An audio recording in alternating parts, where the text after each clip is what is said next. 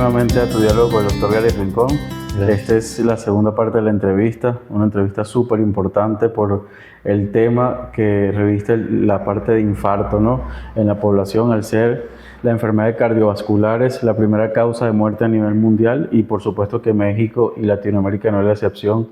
Conversamos en el diálogo pasado que México actualmente tiene más de 200,000 muertes por enfermedad cardiovascular, y de esas son más de 170,000 muertes por infarto. Es decir, todavía a pesar de todos los esfuerzos que se han hecho, que siguen haciendo con las tecnologías, con las estrategias, con las labores de prevención, tanto a nivel público como privado, todavía hay mucho por hacer. También conversábamos de la parte de la adherencia a los tratamientos, donde estadísticamente se determina que 50% de los pacientes de manera global no tienen una adherencia al tratamiento. Eso representa una cifra bastante alta.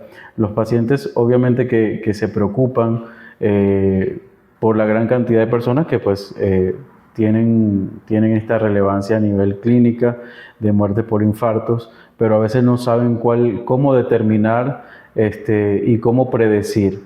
Primero hay que aclarar, ¿se puede predecir el riesgo de infarto?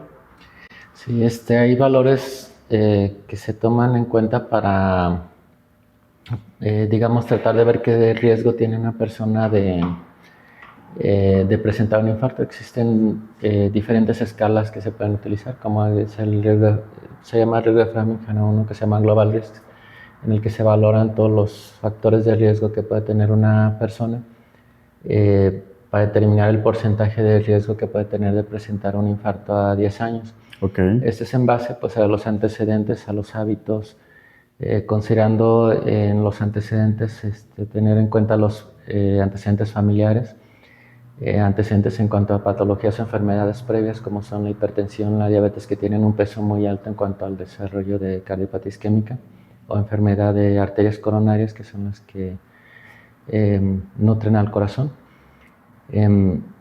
Y también en cuanto a hábitos que pueden afectar al corazón, como el caso del tabaco, que es un hábito también que tiene un peso muy fuerte como factor de riesgo cardiovascular.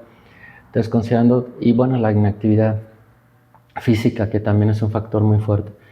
Entonces, considerando todos estos factores y algunos parámetros paraclínicos también, como los niveles de colesterol, y principalmente el colesterol de baja densidad, algunos que pueden influir, pero no, ahí no puede uno intervenir mucho, como son lipoproteína o homocisteína, que son otros factores que están asociados también.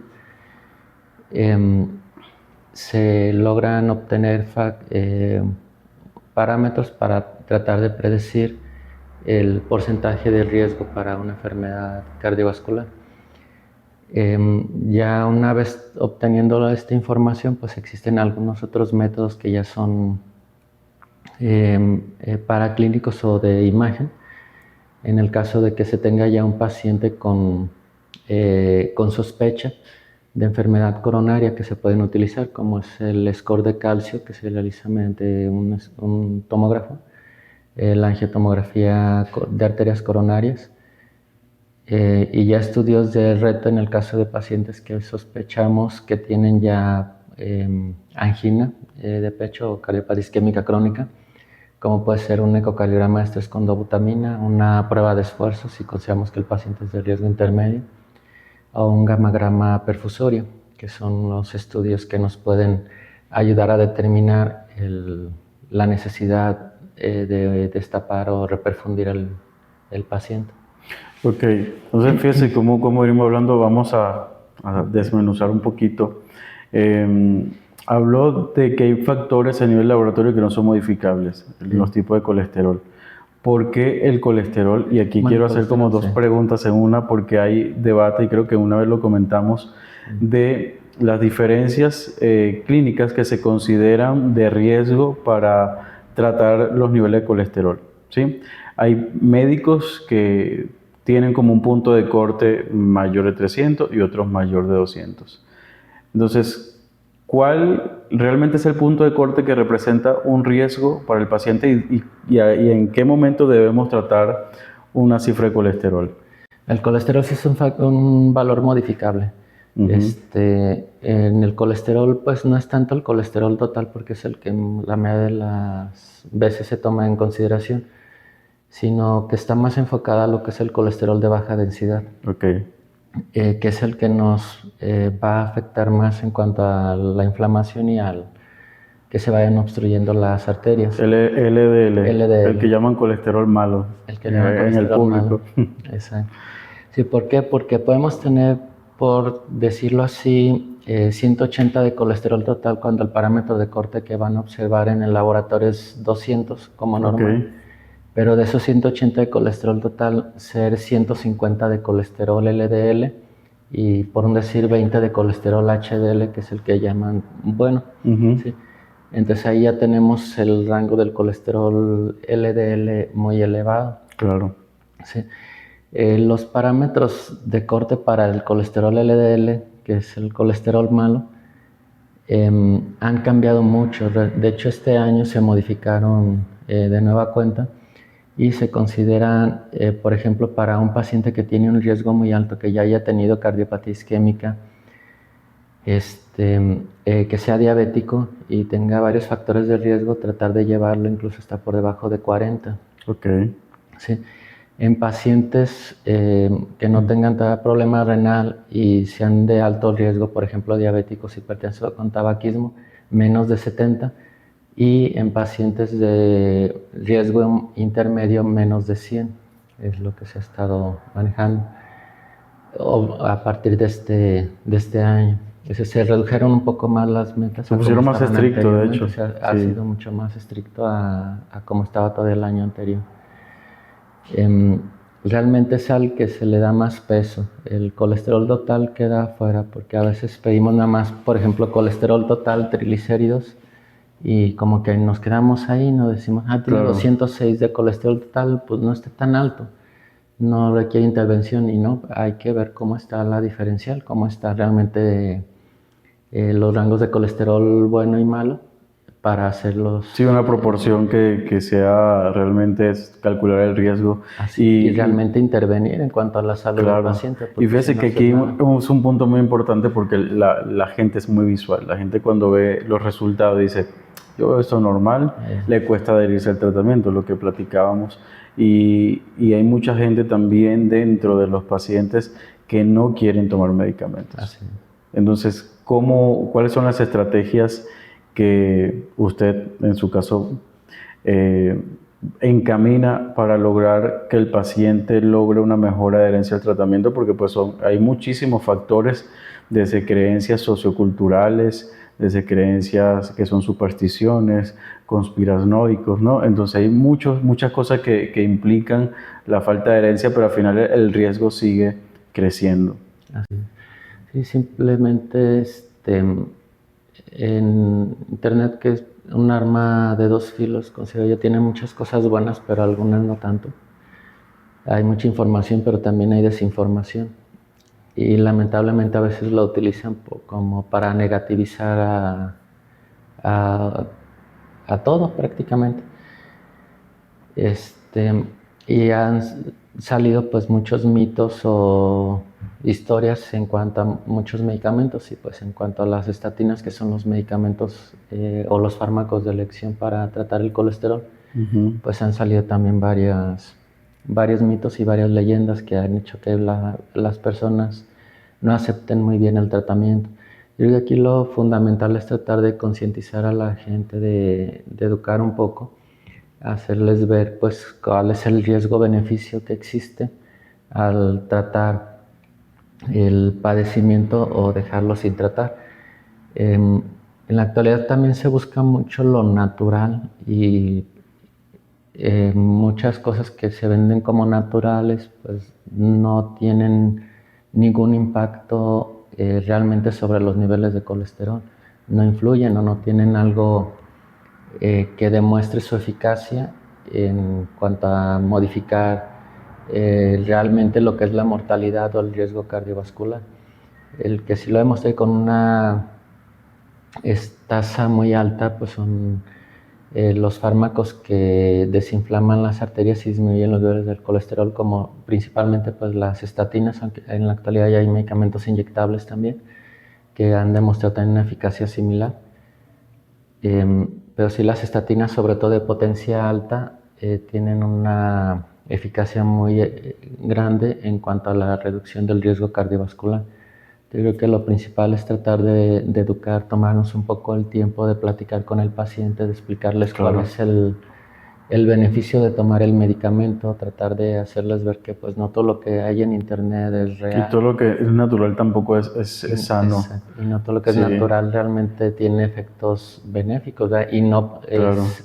Y no por ser natural no los exime de hacer daño. Sí. O sea, hay muchos productos naturales que pueden afectar el organismo, ocasionar otras enfermedades, y pensamos que no es así. Y aquí hago un paréntesis porque es una información importante el uso de medicamentos de origen natural que a veces no están testeados. Hubo un caso sobre los medicamentos que se usan para el dolor articular.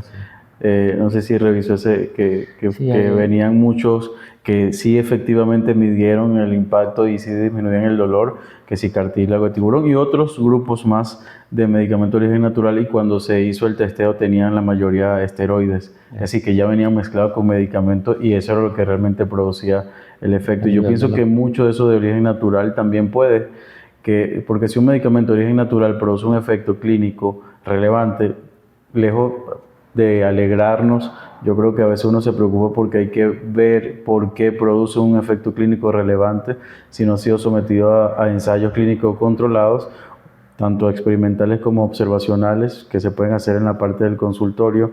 Entonces es como una alerta más bien, porque si no hace nada, ni hace bien ni hace mal, es como que lo más esperado, pero si tiene un impacto clínico fuerte, tanto igual o más que un medicamento que ya está aprobado científicamente, creo que eso debería ser incluso una señal de más alerta, porque algo está haciendo o algo tiene dentro de sus componentes que tiene una relevancia a nivel clínico, ¿no? Sí, de hecho se han identificado alrededor de, bueno, hasta donde yo sé, son 12 productos hasta ahorita que están mezclados con dosis altas de esteroide y pues sí han ocasionado problemas muy serios, desde insuficiencia suprarrenal, que es aguda, que es muy grave por el uso crónico y la suspensión brusca, trastornos hidroelectrolíticos, un trastorno que se llama enfermedad de Cushing. Son muchos los problemas que han llegado a ocasionar y a veces también en esa forma trato de, hay que buscar un poco la orientación al paciente, de decirles el hecho de que un producto natural, les digo, para mí pues es una hojita, es el té, es el un té de manzanilla, la planta, pero ya cuando les venden cápsulas o tabletas, pues ya está manipulado. ¿Dónde está lo natural? Exactamente. Y no sabes el origen, no tienen muchas veces ese registro de COFEPRIS es un registro falso, porque muchos dicen registro de COFEPRIS, número tal, y muchas veces ese registro está alterado. Entonces, es una manera también de hacer llamado a toda la población de que realmente tengan en consideración que siempre antes de tomar cualquier medicamento, por muy recomendado que esté en redes sociales, por muy recomendado y por muy famoso que sea a nivel de población, siempre consideren llevarlo con su médico, porque es importante resguardar la salud, y que no consideramos también que algunos medicamentos, aunque sean de origen natural, pueden tener interacciones con el fármaco que estás tomando para tu enfermedad de base. Entonces es importante que te lleves este tipo de conocimiento y aclaratoria, porque realmente eso marca un antes y un después. Yo tengo un caso de hace varios años de una persona que tenía una enfermedad autoinmune y le llevaron una hoja milagrosa de los Andes en Venezuela, y la persona hizo un fallo hepático fulminante. Entonces, ¿por qué? Porque todo lo que se encuentra en la naturaleza viene potenciado, porque viene en su forma más pura. Entonces te puede hacer un grandísimo efecto, o te puede hacer un daño irreversible, porque el cuerpo muchas veces no tiene todos los elementos para neutralizar. Y también queda claro a la gente que los seres vivos, incluyendo las plantas, ¿no?, tienen un mecanismo de defensa, así como cualquier animal. Las plantas tienen un mecanismo de defensa Fácil se lo va a poner, es como el chile, que su mecanismo de defensa es el desarrollo de la molécula de capsaicina Para el picor. para dar picor y alejar insectos, y pues eso es una estrategia de supervivencia.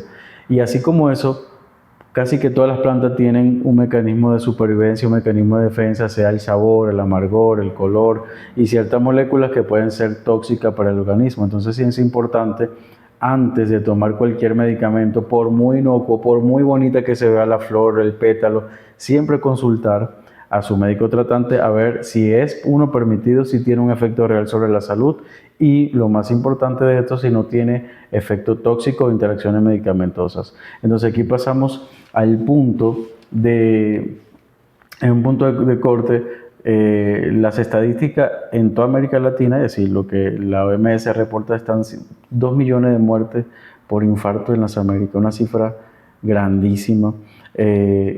Y lo más relevante es en países en vía de desarrollo, que prácticamente es toda América Latina. Entonces, ¿cuáles son las estrategias? Y vemos aparte una disparidad entre la salud que se brinda a nivel privado y a nivel público. Uno, el punto de corte de lo que hablaba hace unos minutos, la educación al paciente. La educación al paciente lleva tiempo. Lamentablemente en los sistemas públicos de salud, por la sobrecarga, no hay el suficiente tiempo, y ahora sí que no porque seamos médicos, pero exonero un poquito a los médicos que al final también son empleados de ahí, tienen una carga laboral bastante alta, tienen un tiempo, casi que un cronómetro para tratar al paciente para poder dar mayor cobertura. Entonces vemos una disparidad entre el sector público y el sector privado. Entonces, ¿cuáles son las estrategias que se tratan de hacer desde, ahora sí, desde su perspectiva? No lo pongo a hablar como si fuera el secretario de salud, porque pues es una responsabilidad muy grande, pero de lo que ve aquí en su consultorio, que al final es una muestra de lo que está pasando en el estado y en el país. Bueno, entendí bien la pregunta más o menos. ¿Te refieres? ¿Cuáles son las estrategias que se hacen a nivel de consulta para tratar de cambiar el impacto del infarto a nivel de la población? Sí, más que nada es orientar un poco precisamente en lo que es la prevención. Algo fundamental en la medicina es el hecho de tratar de prevenir, no tanto el tratar las secuelas. Entonces es importante el comentarle al paciente, inculcarle la necesidad de buscar la forma de prevenir y de corregir muy bien sus niveles de azúcar, de presión, de colesterol, de hacer actividad física, de dormir, tratar sé que en estos tiempos es muy difícil, pero tratar de relajarse lo más que se pueda, de no es preocuparnos a veces de tantas cosas que a veces no meritan tanto la atención. Claro. Porque el estrés también es un factor de riesgo muy alto. Entonces, obviamente aquí, como bien comentabas, el tiempo pues es fundamental, ¿verdad? Entonces es tratar de darles un poco de tiempo al paciente para escucharlos y también para poderles resolver un poco las dudas. El sistema de salud es criticado, como dices, por eso, pero porque no tienen el tiempo o no los escuchan, pero es que realmente el médico en el sector salud, no trabajo yo en sector salud ahorita en institución, tengo un buen rato que estoy fuera, pero sé lo que es trabajar ahí y realmente el tiempo que se da para la consulta es demasiado limitado. Claro. Y la cantidad de gente es muy alta y no tienes ni los insumos, en muchas ocasiones trabajas con lo que puedes. O sea, realmente el médico de una institución batalla mucho en muchos sentidos y pues no hay el tiempo suficiente como para orientar a las personas, y muchas veces lo que han estado o algunos programas que han realizado es el llevarlos a algunos programas de educación, pero también a veces el paciente pues no tiene la oportunidad de estar yendo a todos, ¿verdad? Porque también se están yendo por ejemplo, con el internista, el traumatólogo, el neurólogo, el neumólogo, o sea, ya son consultas en cada uno, y aparte los programas de educación, pues como que dicen, pues me la llevo en el hospital y muchos no van, entonces yo siento que es por eso que en la institución hay un poco menos, o el éxito es menor en ese sentido, pero creo que lo fundamental siempre para prevenir es tener una buena educación en cuanto a salud.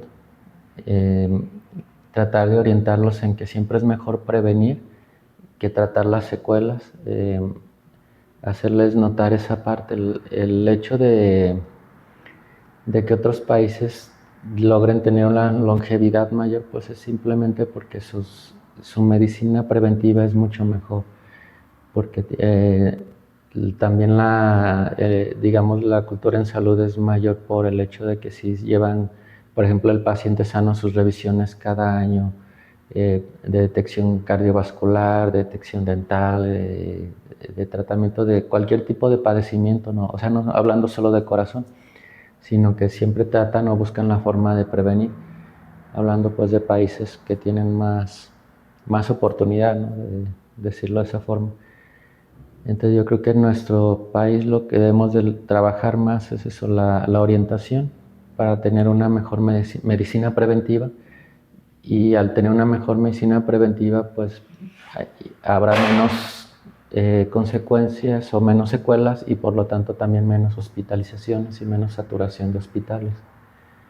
Pero sí, siempre se parte de eso, de la prevención, de la orientación al paciente. Claro. Eso que es lo fundamental. Sí, yo opino de una manera parecida. Yo pienso que las mayores batallas se libran en los consultorios porque es donde puede darle mayor calidad de tiempo, mayor cantidad de información de una manera más clara, de una manera más relajada para que el paciente pueda entenderlo y uno garantizar de que ese paciente entendió sobre su enfermedad. Hay otro de los puntos que son las consultas del paciente sano, que básicamente no están inexistentes y es la más importante, es como en el niño sano, Sí.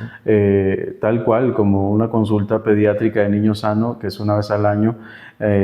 Mucha gente la ve como tirar dinero, porque si el niño se siente bien, ¿para qué lo lleva? Al final hay que siempre decirle que el ojo clínico del pediatra es diferente al del papá o el de la mamá o el de la población o el de la maestra, porque pues está entrenado para ver si esa relación entre talla, peso, color y demás. Entonces, para el adulto, pues todos deberíamos siempre ir a una consulta al menos anual con unos exámenes de sangre anual. Yo lo he hecho con una medición observacional a nivel de consulta estadística de cada 10 pacientes que tengo. Cuando le pregunto, ¿tu última vez que te hiciste tus exámenes?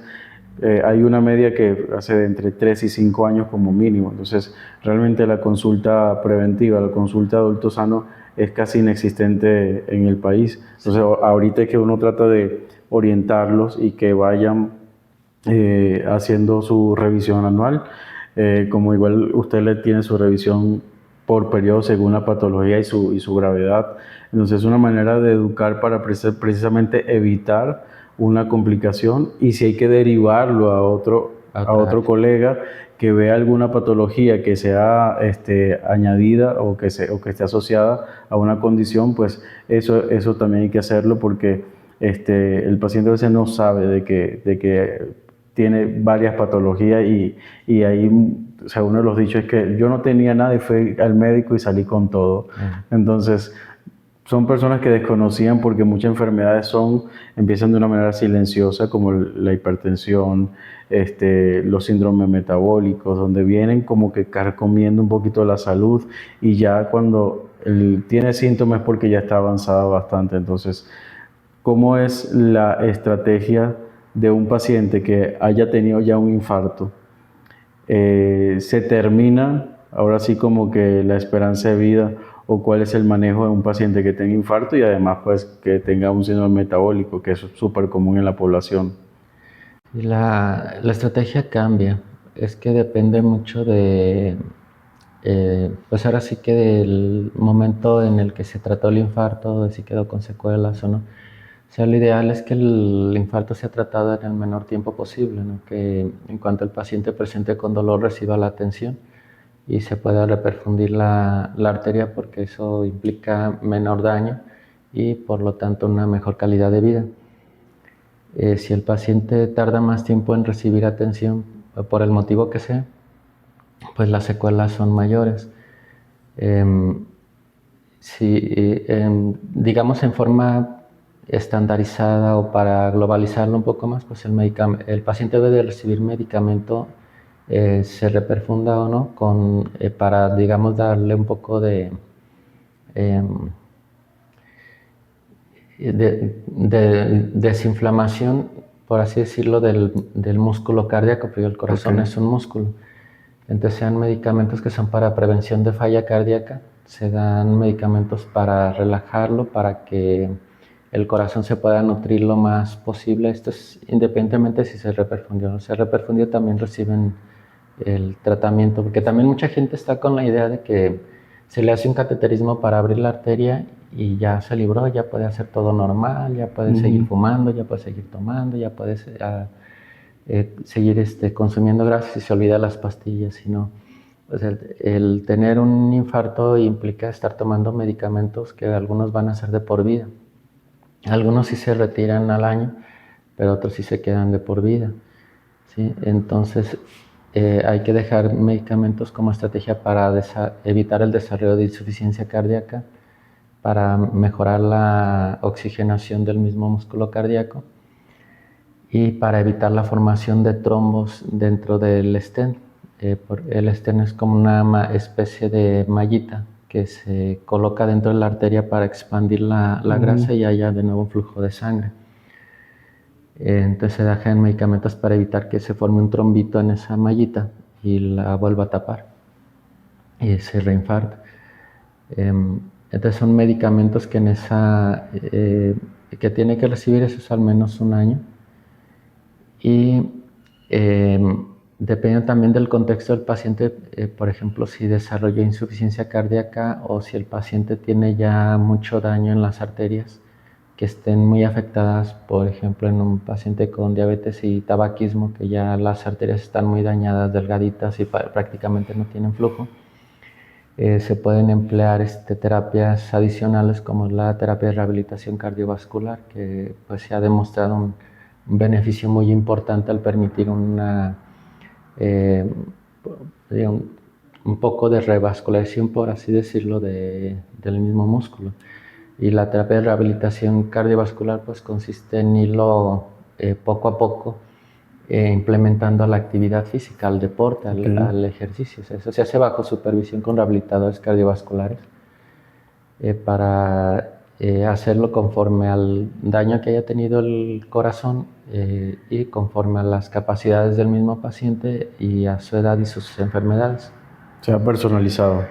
Completamente. Y bien vigilado. Y esto pues se ha demostrado una mejoría tanto en calidad de vida como en tiempo de vida. Sí es algo que se ha demostrado y les ayuda muchísimo a los pacientes cuando ya han tenido un daño importante. E incluso también la terapia de rehabilitación cardiovascular se emplea en pacientes con problemas en las válvulas del corazón o en otros tipos de patologías del mismo corazón. O sea, aquí algo que a veces subestimamos también es la actividad física. La actividad física es fundamental para el corazón, ayuda mucho. Lo que es el ejercicio es uno de las mejores herramientas, de lo mejor que podemos hacer para proteger nuestro corazón. Porque la vida actual tiene grandísimos retos porque es una vida globalizada que implica muchísimas horas de trabajo, implica el compartir con la familia, dividirnos en varias actividades y hay personas que tienen poco tiempo. ¿Cuáles son las estrategias que una persona a lo mejor tiene? Son 20 minutos al día para hacer ejercicio. Esos 20 minutos, ¿cómo debe distribuirlo? Y si realmente pueden tener un buen impacto en la salud. Yo creo que si le buscamos, sí hay el tiempo. Lo que pasa es que muchas veces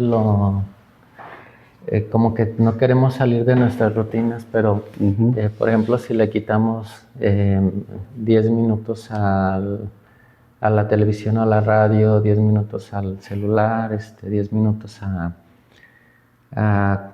lo mejor conversar en la calle con alguien o actividades que a veces nos consumen un poco el tiempo, sí podemos dedicar el tiempo, nada más es cuestión de organizarnos y poderlo realizar. Lo ideal o las recomendaciones son realizar al menos 40 minutos de ejercicio al día, al menos 5 días de la semana. Yo creo que esos 40 minutos sí los podemos Sí lo podemos sacar. sacar Quizás si se no quiere. juntos, pero a lo mejor 20 en la mañana y Sí, 10 buscar en la el horario. tarde y 10 en la noche, y ahí se busca el acomodo. Sí, ¿no? quizá porque a veces se comenta es que por la inseguridad o algo, pero pues también se puede hacer ejercicio en casa. En casa, claro. Entonces no necesariamente tiene que ir a un gimnasio si no le gusta a la gente o levantar pesas, o sea, no tiene que ser tampoco pesas. Sí. Hay muchos tipos de ejercicios que se pueden realizar. Si hay problemas articulares, pues hay también algunas estrategias que se pueden tomar de ejercicio para no lastimarse también las rodillas, ¿verdad? O sea, no necesariamente tiene que ser ejercicio de impacto. Ahora también se ha demostrado en los estudios que, por ejemplo, si realizas caminata contra, digamos, carrera, le va mejor al que camina que al que hace las carreras. O sea, el que está haciendo ejercicio muy intenso tiene más probabilidades de abandono eh, y la protección cardiovascular de todos modos no es superior a El que cuando nada camina. más haces pura caminata. Claro. Entonces tampoco es así como que muy exigente, no es así pedirles que sean Sí, como es que eran antes. porque aparte la caminata es más sostenible en el tiempo. Sí, Sí, y más entonces, constante. y hablando de eso, no sé si vio, hay un informe sobre que sacó la FISAC de la fibrilación en atletas de alto rendimiento, sobre todo los que practican remo, que se mantenía inclusive posterior a la década de haber abandonado su última competencia. Entonces, ¿qué tan? Porque hay personas que piensan de que hacer ejercicio de un altísimo rendimiento tiene un impacto en la salud mejor que hacer un ejercicio controlado. Lo mejor sí es el ejercicio moderado. Y y si respecto a eso que mencionas, pues sí existen algunas enfermedades que ya por sí tiene la persona y lo hace propenso a desarrollar arritmias cardíacas, a hacer lo que se llama muerte súbita. Sí, Entonces un atleta de alto rendimiento antes de hacer ese tipo de actividades tiene que ser evaluado para ver que no haya el riesgo de desarrollarlo o presentarlo. O sea, no cualquiera puede hacer ese tipo de de actividades, ¿no? actividades. Siempre se deben de acompañar, hacer estudios previos, ecocardiograma, prueba de esfuerzo, monitoreo Holter. Esto para ver si no existen zonas del corazón que estén muy engrosadas y que puedan desencadenar el desarrollo de arritmias que puedan resultar mortales, porque hay muchos tipos de arritmias. Claro. Hay arritmias que se les llama benignas porque no causan la muerte y otras que se llaman malignas porque causan la muerte. Entonces, por eso es que se les realiza el Holter para detectar si existe indicio de alguna arritmia, que a veces no las llegamos a sentir, pero sí se manifiestan en el electrocardiograma del Holter.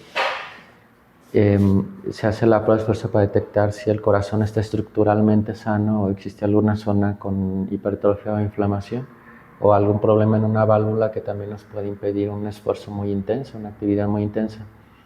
Y la prueba de esfuerzo para ver que no se desarrollen también arritmias o cambios electrocardiográficos durante la actividad intensa, para saber exactamente qué tipo de actividad puede realizar la persona.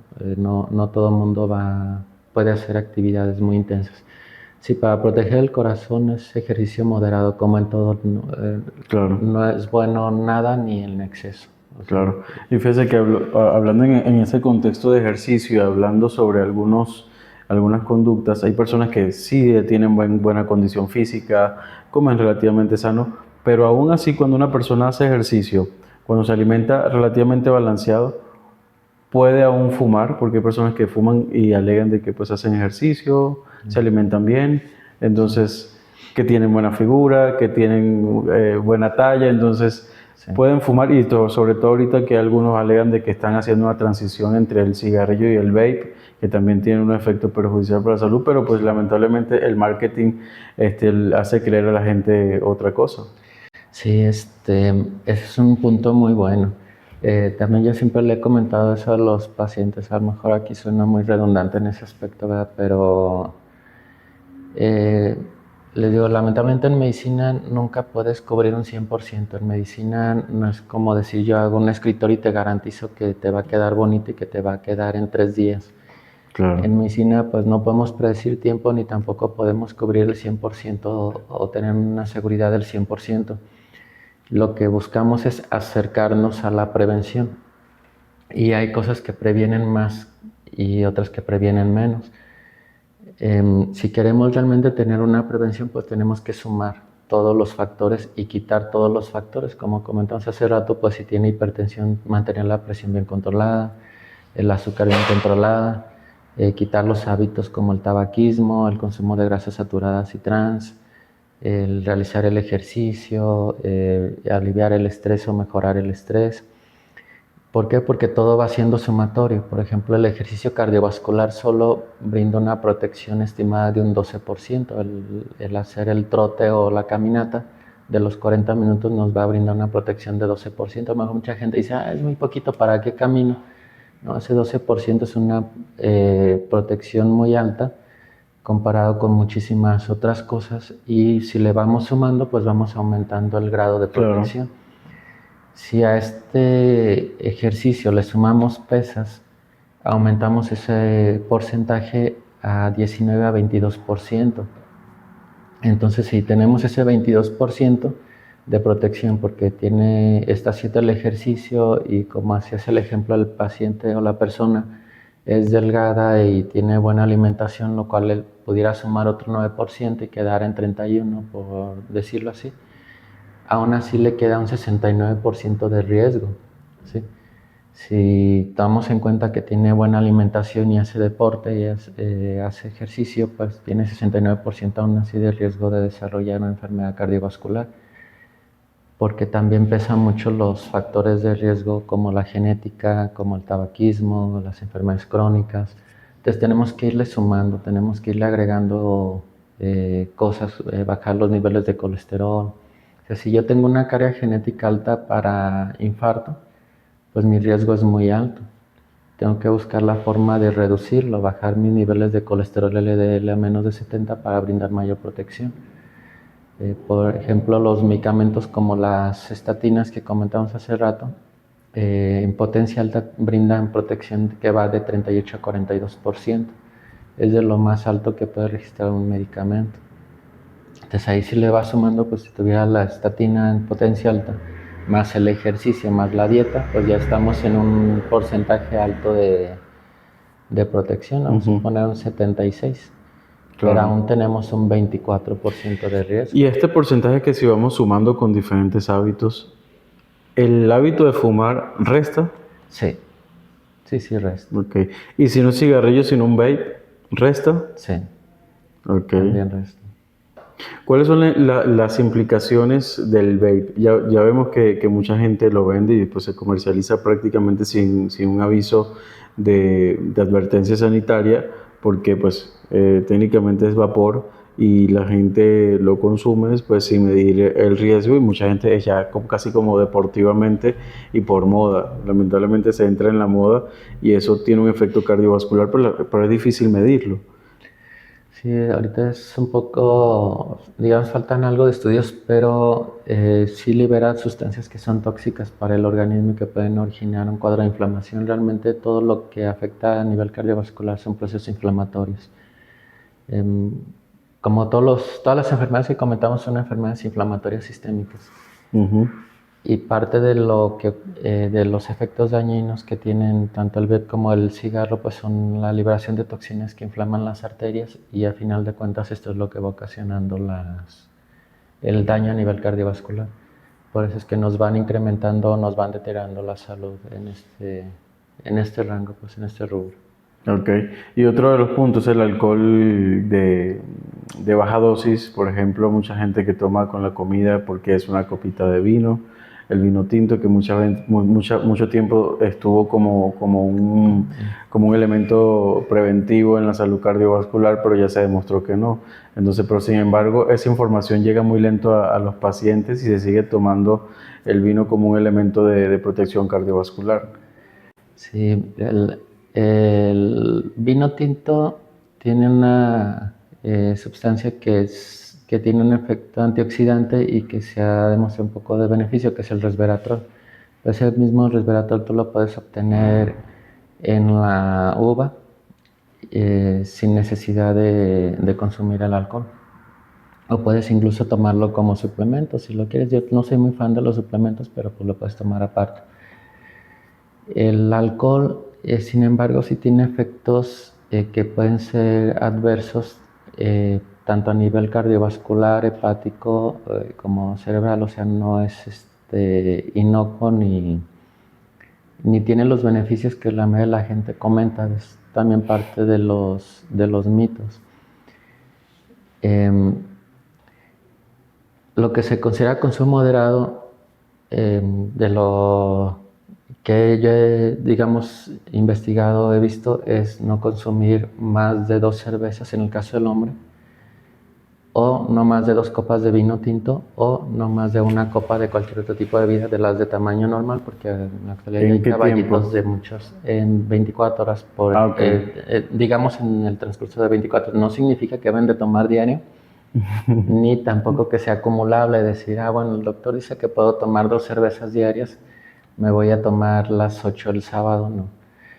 Eso es, digamos, lo más que se puede tomar considerando la cantidad de alcohol que contiene cada bebida, y esto es considerando también el índice de masa corporal, porque es por eso que hice el recalque hace rato en el hombre.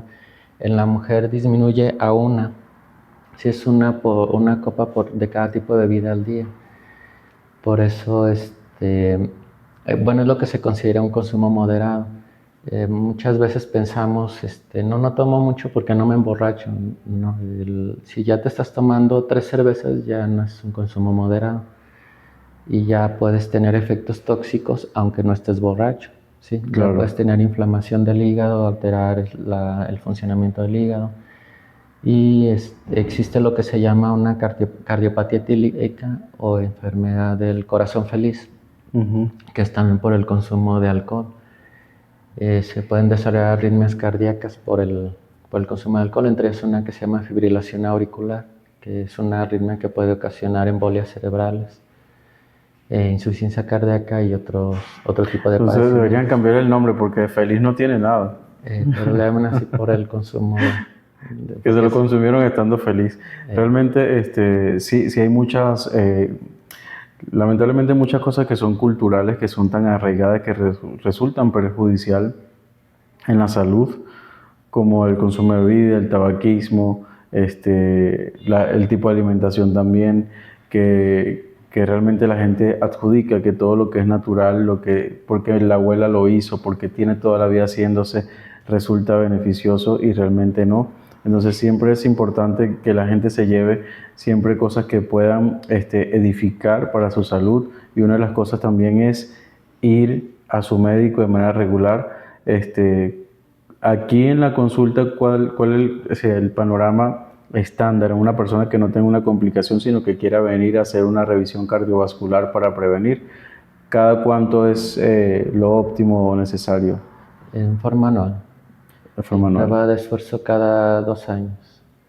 Ok, ok. Sí, Entonces, dentro del panorama de una persona que sea saludable, que haga ejercicio, o sea, cada año, cada 2 años, para ir viendo también, porque pues vamos envejeciendo y con eso pues nos desenvolvemos en una sociedad donde estamos sometidos a diferentes factores, como el estrés, que ya es un factor determinante de enfermedad cardiovascular, que la puede detonar también, aunque no se tome alcohol, aunque no se fume. Y es importante también el manejo del estrés. Entonces, dentro de su manejo particular, ¿aconseja la parte del manejo del estrés algún manejo de terapia conductual? sí, es que sí, muchas veces es importante el apoyo con un especialista del área, em, porque también debemos de ser conscientes de que uno solo no puede manejarlo, o no siempre es capaz de manejar las situaciones de estrés o lo que nos esté afectando, eh, propiamente en nuestra mente. Entonces sí, yo pienso que es una situación que sí requiere de apoyo, psicológico, por así decirlo, para Claro que tener tiene repercusiones una también mejor manejo cardiovasculares. en cualquier órgano, de hecho. Sí. Entonces, doctor, ya por cuestión de tiempo, es un tema bastante largo, el tema del infarto. Siempre le digo a la gente, es una de las condiciones prevenibles, tratables, manejables, tanto por el médico como por ustedes. Entonces, es una invitación a que todos siempre acudan a consulta con su médico de cabecera, con el cardiólogo, o sea, con el doctor Juan Carlos. Está aquí. Diga, aprovechamos, diga dónde está su nueva ubicación, porque gente quizá todavía no sabe esta nueva ubicación. Ahorita estamos ubicados aquí en el fraccionamiento Loreta, en la avenida Hacienda Nueva, número 306. El área de consultorio se llama DNC, Clínica de Especialidades. Estamos para servirles. Consultorio 2. Ahí está en la dirección del doctor Juan Carlos y está pues a la orden para tratarlo y pues también recomendado por mí. Y pues que se lleven toda esta información como algo que realmente puede impactar positivamente en la vida de todos. El conocimiento y la información tiene una repercusión altísima en el bienestar del ser humano. Entonces llévense esta información como algo que realmente le va a servir y ser de utilidad, y por eso se hace este esfuerzo de que pues el doctor saca parte de su tiempo. Sacamos aquí con mucho cariño para educar un poquito a la población, dar por supuesto con punto de partida de las evidencias científicas y clínicas que se tiene a la mano hasta el momento, hasta el día de hoy. Quizás en un año que hagamos otra entrevista, quizá hay cosas que han cambiado y actualizaremos, pero hasta lo que se tiene de una manera lo más sencilla posible para que ustedes siempre realmente estén mucho mejor. Y si tienen dudas, no duden en acudir a su cardiólogo, a su médico de cabecera.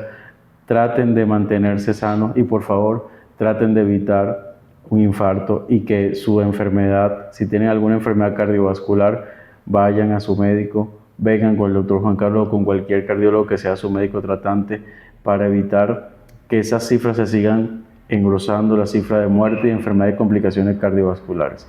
Ya para despedirnos de la audiencia, doctor Juan Carlos.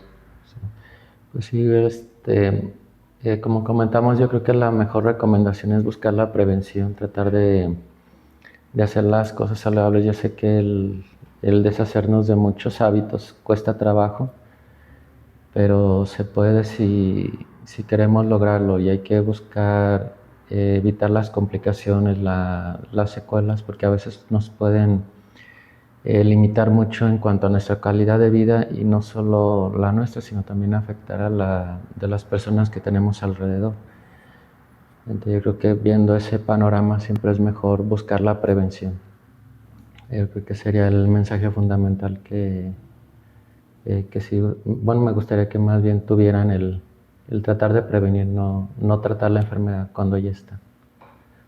Okay, muchas gracias, doctor, por su tiempo a este nuevo diálogo, y de verdad que siempre dejamos la invitación abierta para muchos temas de interés, sobre todo en el área cardiovascular, que es un área tan sensible y que la gente pues siempre le tiene como un poquito de miedo. Entonces dejamos la invitación para cualquier otro tema, y para ustedes, si quieren tratar que abordemos algún tema que a ustedes les preocupe, con mucho gusto. Si quieren contactar al doctor Juan Carlos, ya él dijo su dirección. Gracias de verdad por hacer este espacio posible, a todos ustedes, un espacio de divulgación de ciencia y salud en términos sencillos para toda la población, y de verdad que muchas gracias a todos. Doctor, muchas gracias. Gracias.